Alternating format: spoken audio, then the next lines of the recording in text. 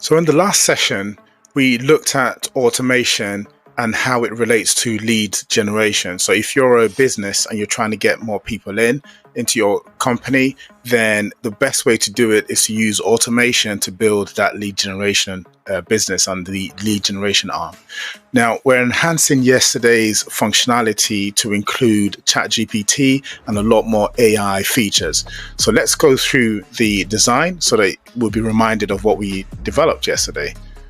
Okay, so we're going to Miro. Miro should give us the conversational design or the workflow that we're converting into a conversation and then saving into the downstream items. Okay, so just to recap, a client visits your site, you welcome them, you have a chatbot on your website that welcomes them and then starts asking questions and starts gathering relevant metadata that you need in order to service that client after the fact. So there are two areas that I'm looking at with this automation. We've got the sales area and the rentals, but the main focus for today would be the sales, just for the benefit of time, and I've not developed the rentals track. So presume the person has been asked their interest, what they're trying to do. They've said they want to buy. So because they're a purchaser, we've asked for further information. So their personal details, the areas they budget. And then at the budget point, we ask them if they're an investor or a first-time buyer. In our case, the track we're going to follow is a first-time buyer. So first-time buyer, and then ask them if they've got a lawyer, if they've got financing in place. And then based on the answers for that question and when they're likely to move, we then move on to the next stage. Now, the core part of today's added functionality is to provide them with value. So the idea is that the lead comes to your website, you gather this information and you start giving them value immediately. And that's how you nurture the client. So regardless of when they're likely to complete, you keep them in the loop and keep them informed as to what your business is doing. So let's see how that works in practice. I've just built a web page that just to host the chat. It's not the chat is online, but the web page itself is on my local machine. So you visit the website, assume this is like a customer website, like your business website, estate agent website. You'd have the chatbot at the bottom right, you click on it, and then the conversation starts. So this is the welcome bit, and hopefully you'd be able to map what you're seeing here to what I've showed you in the what I've shown you on the workflow. So, okay, are you considering buying or renting? We say sales, so that's whom they're interested in. Now, let's start gathering the private information. So let's say let's start with a unique name. Let's say William. Okay. William Trust, let's say. Okay, what's your email address? Let's say William Trust.com. So we're just using data here. What's a cell phone number? Just anything there. Where are you thinking of purchasing your next home? Say Milton Keynes. So this is where we have another fork in the journey. So we say first time buyer because that's what we've implemented. Then we'll ask the budget and say 400k. Oops. We'll say 400,000. Do you have a solicitor? Okay, let's say we don't have a solicitor yet. So you should ask us if we want them to refer a solicitor to us. We'll say yes. And then the next set of questions would be to do with financing. Do you have the finance in place? We'll say no. And do you want someone referred? Yes. So that's interesting. So when do you want to move? We'll say in 2 months' time. So this answer here gives you the idea that the client or the lead wants to complete in 2 months. So you'd hope that if that's a genuine answer, then they're a warm lead because they want to move pretty quickly. Albeit they don't have finance in place, but hey, that's the general idea. So we've collected all the information. The chat then ends and tells them that somebody will be in touch soon. Okay, now what's happened is if we look at the workflow here,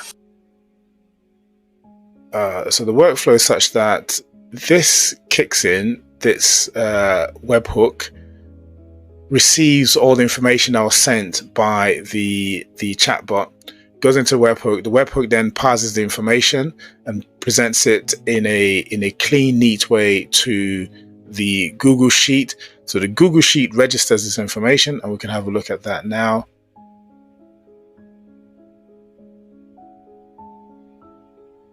Yeah, so William Truss is just right at the bottom here. So all that information we've gathered, and this is very crucial for anyone who's running this sort of integration or lead capture. So you've got it saved now, so you can reach out to them at any point because you've got that information. So what happens next is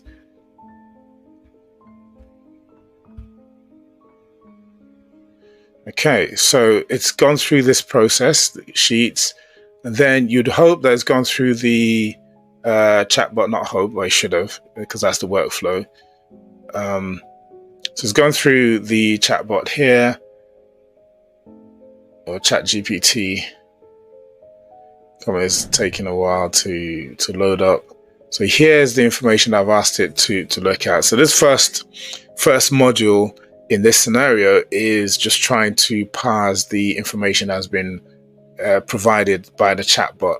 So it takes the first name. This one's just looking at the first name.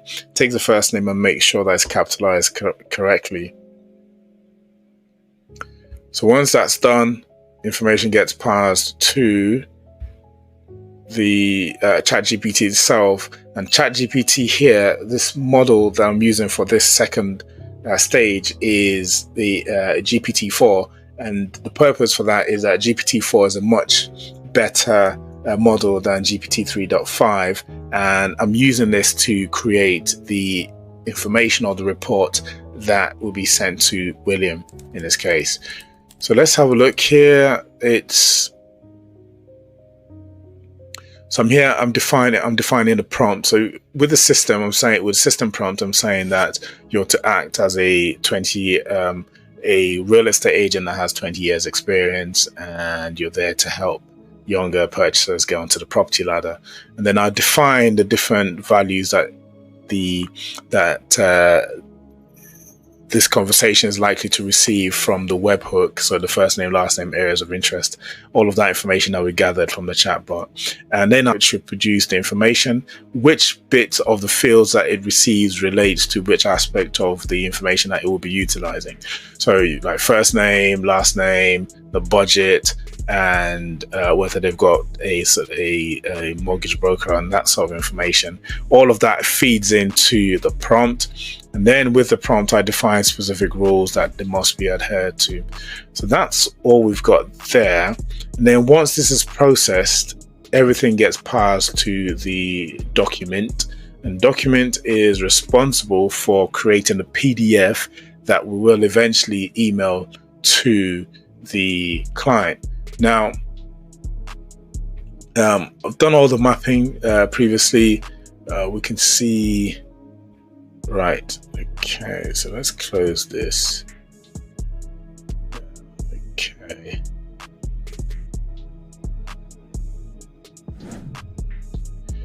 So ideally what we want is to get the link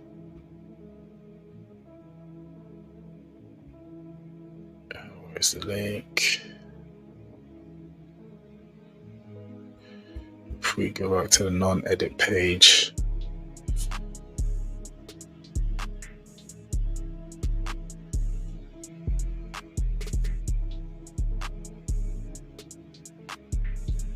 Okay, this is running rather slowly.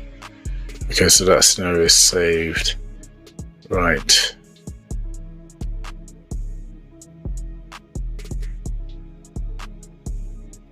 Okay, so let's look at the history. In this case, the history should tell us whether it's completed. Okay. Well, we can see from the status on here that it was all successful. So it's taking a while to complete. Okay, that one.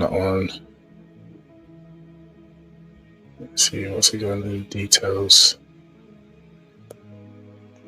So this provides the information that we need to see as the developers of the automation. As a user, you're not likely to see these bits, but if you subscribe to something, then you'd expect some information to be provided to you. So this is a document. We click on the document. Let's see. Okay, so this is now giving us the URL to the report. So we select that there, and then we can navigate to the report. Yeah, machine's running really slowly right now, but it's just about bearable. Okay, so what we want to see is all of that information that we put into the chatbot, which is your website equivalent or your social media portal, should appear in the PDF. The key aspects, anyway, should appear in this PDF. So let's see what this does. Okay, so that's looking good. Right. So what's the name? William Trust. Let's go back to Sheets. Yep. So William Trust must move in 2 months. So that's okay. So that's William Trust. So this is a 9-page PDF that's been generated, and once this automation is complete, this will get emailed to William Trust's email address, and he can then read it to be informed as to what a first-time buyer should expect. Now, the key aspect of this that I think is most interesting and actually is a game changer for a lot of businesses is that ChatGPT created this whole information based on the prompts that we put in the workflow. So I didn't have to go in and create this information. It did it automatically. And what information has it done? It says, okay, this given information is provided, should be provided to William Trust. So here are 7 key points that they should consider in making a purchase. So one is the general area is Milton Keynes. And then it gives us some ideas of what Milton Keynes is. So it's a vibrant city situated in the southeast of England, midway between Birmingham and London. So it's picked all of this information through its model and through the information it has. The demographic information, it has a diverse demography, blah, blah, blah. The median age in Milton Keynes is around 34, falling below the national average. So all of this information is what you'd need to know as somebody trying to buy in an area. Of course, you can do the research yourself, but I think it provides some level of connection between you, the client, and the agent's company if they've provided you something to help you make a decision on Milton Keynes. And then it gives you some of the it gives you the transport links, education, and any professional assistance. So yeah, I restricted the numbers to 7. So clearly there's a couple of things that can be done. We can make this a bit more informative. We can be specific about what areas we want the chatbot to pick information from and what it should present to the end client. We can talk about the great things about Milton Keynes, any tourist attractions and things like that. So this is just a test to give you an idea as to what's possible, and anything that you'd want to provide to your clients, you can definitely include it in the report. So so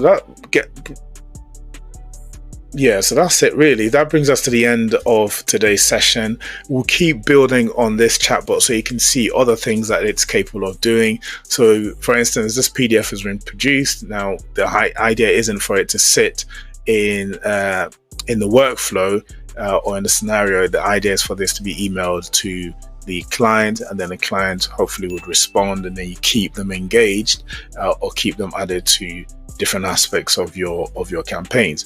So that's it for today. If you do have any questions, feel free to add them to the chat or to the comment section. But until next time, keep winning.